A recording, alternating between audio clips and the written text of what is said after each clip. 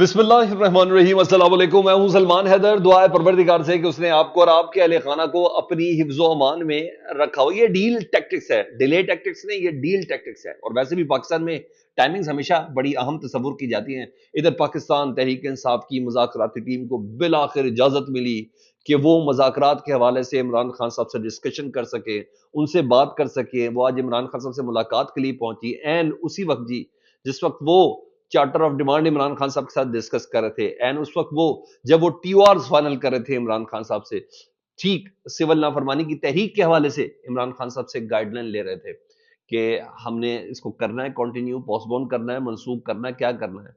ठीक उसी वक्त फौजी अदालतों से जो बकिया 60 अफराद थे उनकी सजाओं का फैसला आ गया जी। और इस्टेब्लिशमेंट से ताल्लुक रखने वाले, क्योंकि अचानक नहीं है, इस्टेब्लिशमेंट से ताल्लुक रखने वाले तमाम सहाफ़ी हजरात को सुबह से ही ये मैसेज कन्वे कर दिया था कि आज 3:15 या हम फैसला आने जा रहा है, एक बड़ी खबर आ सकती है। तो आप ये नहीं कह सकते कि इसकी टाइमिंग वगैरह सब कुछ अचानक से हुआ, ऐसी कोई चीज़ नहीं है। जी हाँ, इस्टेब्लिशमेंट से ताल्लुक रखने वाले तमाम सहाफ़ी ये बात कर चुके थे कि 3:15 आएगी। तो इस टाइमिंग को बड़ा देखना है कि हाँ भाई, तुम्हारे पास गए हैं बंदे, जरा उधर को भी तो देखें, देख लेना हम लोग इस इरादे के साथ हैं। हमने नहीं देखा यूरोपीय यूनियन, हमने नहीं देखा अमेरिका, हमने नहीं देखा बरतानिया, या हमने फैसला दे दिया। जिनसे मुतल्लिक पिछले 3-4 दिनों से ये सब रिजर्वेशन दे रहे थे, हमने बाकी 60 का भी फैसला दे दिया। तो बहरहाल एस्टेब्लिशमेंट का अपनी तरफ से ये एक बड़ी अहम चीज़ है और इसमें कोई शक नहीं है। और जब ये फैसले आ रहे थे तो कुल अब 85 के 85 अफराद जो फौज की कैद में, जी हाँ, उनको सजा अब सुना दी गई है। और चाहे इसका क्या फैसला होना है, मैंने अभी भी उस इस्तबदाल पे कायम हूं कि जी ये तमाम की तमाम सजाएं मुअत्तल होनी है, इस पर अमल दरामद हो ही नहीं सकता। जी हाँ, उसकी क्या वजह है मैं आगे चल के बताता हूँ। बहरहाल इमरान खान साहब के भांजे अहसान नियाजी 10 साल उनको कैद बामुशक्कत हुई है। इन्होंने यूनिफॉर्म का ट्राउज़र कोर कमांडर हाउस के बाहर इन्होंने लहराया था जी। मियाँ आबाद फारूक, जिनका बच्चा अपने वालिद की याद में दुनिया से भी चला गया था, जिनका भाई शहजाद फारूक मरीम नवाज साहबा के मुकाबले में जो इलेक्शन जीता था, फॉर्म 45 के हिसाब से पाकिस्तान तहरीक इंसाफ का क्लेम है कि ये इसने मरीम नवाज साहबा को शिकस्त फाश दी थी। जी हाँ, मियाँ आबाद फारूक साहब को 2 साल कैद बामुशक्कत हुई। 19 महीने उनके हो चुके हैं। वैसे मेरे ख्याल से वो अपनी सजा से ज़्यादा वक्त भी काट चुके हैं, क्योंकि दिन रात का ये तमाम वाला मामला होता है। और इसके अलावा बाकी लोगों को फिर उनके हिसाब से सजा दी गई है।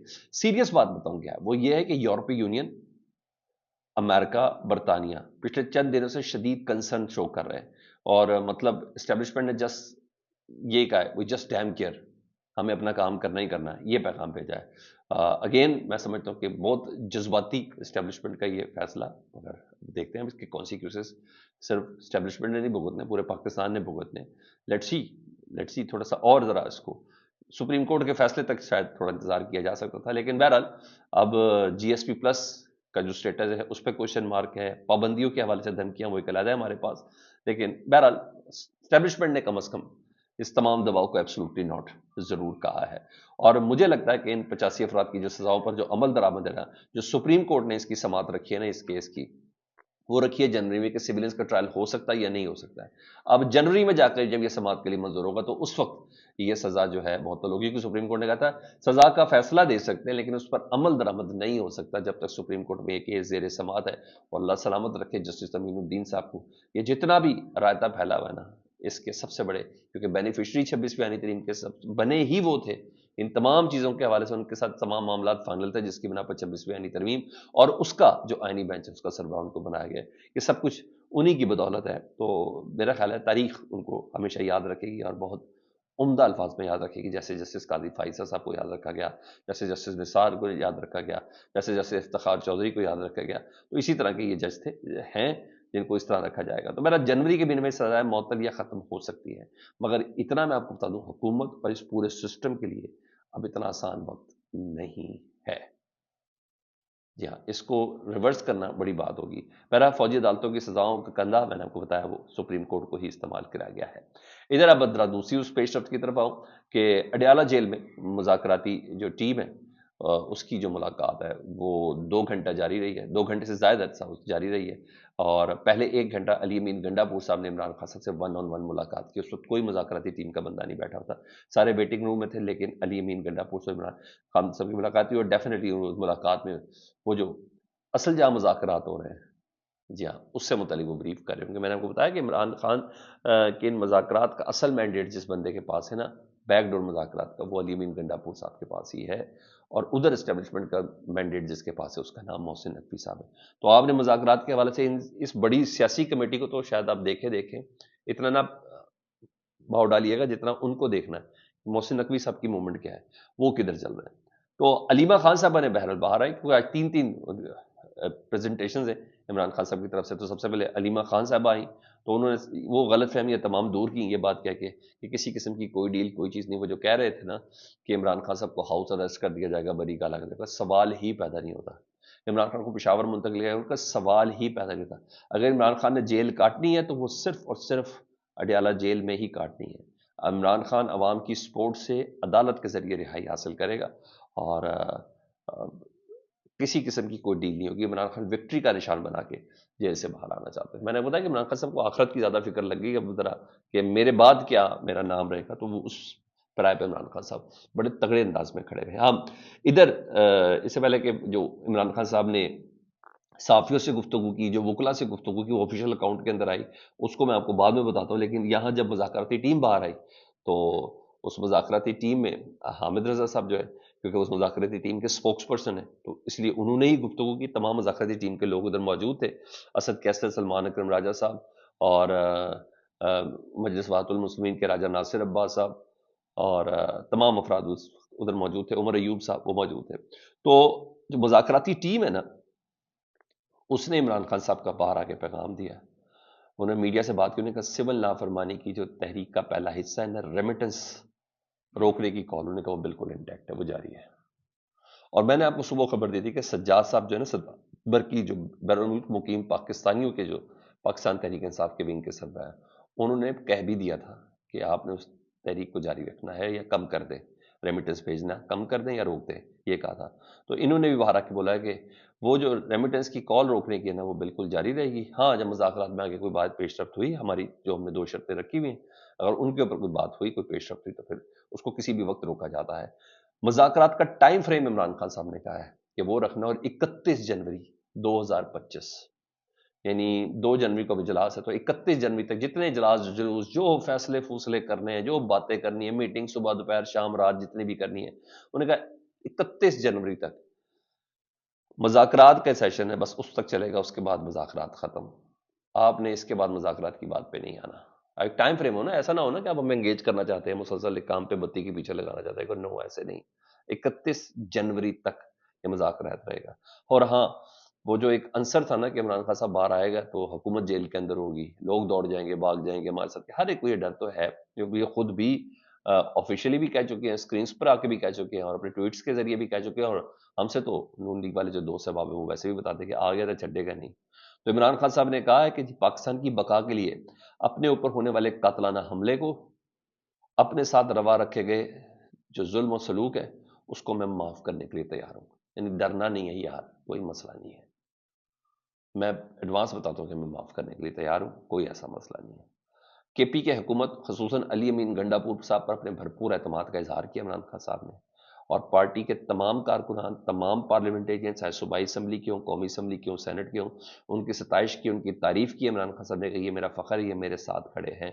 کرم ایجنسی کے معاملے میں انہوں نے فیڈ بیک لیا راجہ ناصر عباس اور علی امین گنڈاپور صاحب سے. انہوں نے کہا اس کو جلد از جلد اس معاملے کو حل کریں، اور ہمارے مطالبات 2 ہی ہیں کہ جوڈیشل کمیشن 9 مئی پر اور اس کی سی سی ٹی وی فوٹیج سامنے جائے، تاکہ پتہ چل سکے وہ چند لوگ جو لوگوں کو مشتعل کر رہے تھے، موب کو مشتعل کر رہے تھے کہ اندر جاؤ اندر جاؤ اندر جاؤ، ان کی شناخت ہو سکے. وہ سی سی ٹی وی فوٹیج ہمیں دیں.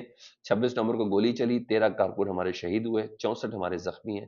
عوام پر یہ حملہ ہے، اور ذمہ داروں کے خلاف جوڈیشل کمیشن بننا چاہیے. 3 سینئر 3 جج کے حوالے سے تمام اسیران جو 9 مئی سے اور 9 مئی کے بعد ہیں اور 26 نومبر کے بعد ہیں، کارنر میٹنگ میں گرفتار ہوئے یا کسی اور جگہ پر، ان کی رہائی کا ایجنڈا سب سے ٹاپ پر ہے. عمران خان صاحب نے کہا ہے کسی قسم کی کوئی ڈیل نہیں ہوگی. یہاں تک کہا ہے کہ عمران خان صاحب نے کہ میری رہائی کو چھوڑ دیں، جتنے اسیران ہیں ان کو رہا کر دیں. لیکن یہ کہنا ہے صاحبزادہ حامد رضا کہ ہم نے کہا ہے کہ سر آپ ہمارے اس میں، ہمیں ہر حالت میں آپ باہر چاہیے. اور افغانستان کے حوالے سے انہوں نے کہا ہے کہ جو ابھی حملہ ہوا اس کی انہوں نے مذمت کی، انہوں نے کسی پرائی جنگ کا حصہ نہیں بن سکتے، معاملات بات چیت کے ذریعے ہی حل ہونے چاہیے. یہ تو یہ چیز میں نے کہا ذرا اب ذرا عمران خان صاحب کی جو وکلا اور صحافیوں سے گفتگو ہوئی ہے اس کے پیرامیٹرز بھی اس سے ملتے جلتے ہیں لیکن بہت مختلف ہیں. انہوں نے کہا 2025 آزادی کا سال ہے. عمران خان صاحب کہتے ہیں 2025 یہ سال اور 2024 پاکستان کے لیے ایک مشکل سال تھا. بظاہر آزادی مشکل سے ملتی ہے. مجھے پیغام ملا ہے کہ ہم سے ڈیل کر لیں, ہم آپ کی پارٹی کو سیاسی سپیس دے دیں گے لیکن آپ کو ہاؤس ارسٹ کر کے بری گالہ میں منتقل کر دیں گے. عمران خان نے کہا مجھے یہ پیغام ملا ہے. ٹھیک ہے جی, تو یہ آفیشیل بات ہو گئی کہ ہاں مجھے پیغام ملا ہے کہ آپ کو سیاسی سپیس دیں گے اور آپ کو ہاؤس ارسٹ کر کے بری گالہ منتقل کر دیں گے. میں نے جواب دیا کہ پہلے تمام سیاسی قیدیوں کو رہا کرو, میں جیل میں رہ لوں گا لیکن کوئی ڈیل قبول نہیں کروں گا. ہاؤس ارسٹ یا خیبر پختونخوا کی کسی جیل میں نہیں جاؤں گا. وہ علیمہ خان صاحبہ والی بات. اپنی قوم سے کہتا ہوں کہ آپ نے گھبرانا نہیں ہے, آپ کا کپتان ڈٹا ہوا ہے. میں اپنے سمندر پار پاکستانیوں سے کہوں گا کہ ترسیلات زر کے بائیکاٹ کی مہم میں شامل ہوں. ابھی ہمارے مطالبات کے حوالے سے کمیٹی کھیلا جا رہا ہے. تاہم اگر مذاکرات سے مثبت نتائج آئے تو ترسیلات زر کے بائیکاٹ کی مہم روک دی جائے گی. یہ حقیقی آزادی اور جمہوریت کی بحالی کے لیے ایک احتجاج ہے. اگر قانون کی حکمرانی ہوتی تو ملک میں سرمایہ کاری آتی اور معیشت سنبھل جاتی, مگر اس پر کوئی توجہ نہیں دی گئی. سرمایہ دار اپنا سرمایہ نکال رہے ہیں اور کارخانے بند ہو رہے ہیں. ملٹری کورٹ میں 9 مئی سے متعلق اپنی مرضی کے ٹرائل کیے گئے. اوپن کورٹ میں ٹرائل چلائے جاتے تو 9 مئی کی ویڈیو فوٹیج دینی پڑتی. 18 مارچ 2023 کو میرے اوپر جوڈیشل کمپلیکس اسلام آباد میں حملے کی ویڈیو کا ریکارڈ دانستہ طور پر غائب کیا گیا. شفاف ٹرائل شہریوں کا بنیادی حق ہے. فوجی عدالتوں میں مقدمات چلانے سے شہریوں کے بنیادی حق سلب ہوتے ہیں اور بین الاقوامی سطح پر پاکستان کی شدید سبکی ہوئی ہے. آئینی عدالت اس لیے بنائی گئی کہ تاکہ قاضی فائز عیسیٰ کی طرح ان سے کام لیا جا سکے. خفیہ اداروں کا اصل کام سرحدوں کا تحفظ اور دہشت گردی سے بچاؤ ہے. اگر وہ پولیٹیکل انجینئرنگ اور تحریک انصاف کو توڑنے میں ہی لگے رہیں گے تو سرحدوں کا تحفظ کون کرے گا؟ اپنی پالیسی کا دوبارہ جائزہ لیں. افغانستان پر 2 بار بمباری کی گئی. پہلی دعویٰ کیا گیا کہ مہاجرین کو زبردستی واپس بھیجنے سے دہشت گردی کم ہوگی, مگر اس طریقہ کار سے نفرت مزید بڑھی اور جو علاقائی امن و امان کے لیے ٹھیک نہیں ہے. بلاول جب وزیر خارجہ بنا تو ایک بار بھی افغانستان نہیں گیا, جو کہ ایک ترجیح ہونا چاہیے تھا.